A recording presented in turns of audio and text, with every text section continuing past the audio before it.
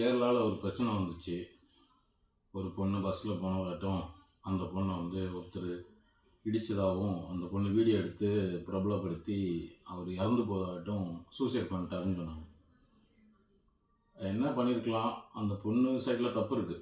ஏன்னா அவங்க கம்ப்ளைண்ட் பண்ணியிருக்கலாம் அந்த டைமில், இல்லைன்னா அவர்கிட்டேருந்து ஒதுங்கியிருக்கலாம், அந்த பஸ்ஸில் சொல்லியிருக்கலாம், அந்த ஸ்பாட்லேயே போலீஸ் கேஸ் கொடுத்துருக்கலாம்.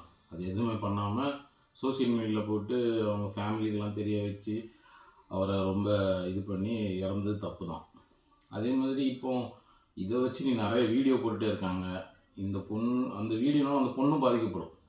ஒருவேளை இதே நடந்து அங்கேயும் நடந்து போச்சுன்னா இப்போ பண்ணுறவங்களும் தப்பு தான், இவங்க பண்ணிகிட்டு இருக்கிறதும் தப்பு தான். அப்படின்னா வியூஸுக்காக அடுத்தவங்க வாழ்க்கையை வச்சு விளையாடுறது ரொம்ப தப்பு. ஸோ இது நம்ம கையில் இல்லை, இதெல்லாம் கோர்ட்டில் போலீஸு இவங்கெல்லாம் பார்த்து தான் ஏதாவது பண்ண முடியும். இதை தீர விசாரித்து அதுக்கு பிறகு தான் நம்ம பண்ண முடியும். யாரோ 2 கிளிப்ஸை பார்த்துட்டு நம்ம உண்மை எது பொய் எதுன்னு நமக்கு தெரியாது. ஸோ அந்த பொண்ணு பண்ணதும் தப்பு தான், நீங்கள் பண்ணிகிட்டு இருக்கிறதும் தப்பு தான்.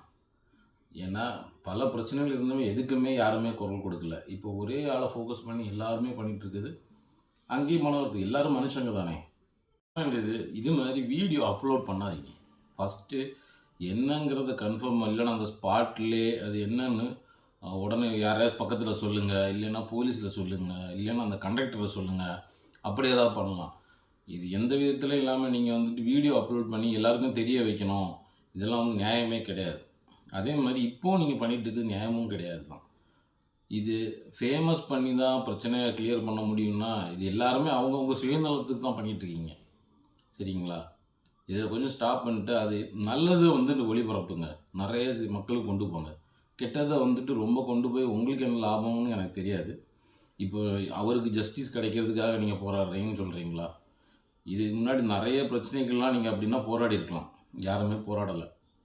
இப்போ நான் அந்த பொண்ணுக்கும் சப்போர்ட் பண்ணல, உங்களுக்கும் சப்போர்ட் பண்ண முடியாது. ஏன்னா 2 சைட்லேயுமே இப்போ இவங்க சைட்லேயே எதாவது நடந்தாலுமே ஒரு இழப்பு தான், அங்கே ஒரு இழப்பு ஆயிடுச்சு. ஸோ இதையும் சோசியல் மீடியாவில் போடுறீங்க, அதே தான் அந்த பொண்ணும் தப்பு பண்ணியிருக்கா, அதே தப்பு தான் பண்ணியிருக்கு. இனி இந்த சோசியல் மீடியாவில் போடுறத எல்லாருமே யோசித்து பண்ணுங்கள். சரிங்களா? நன்றி.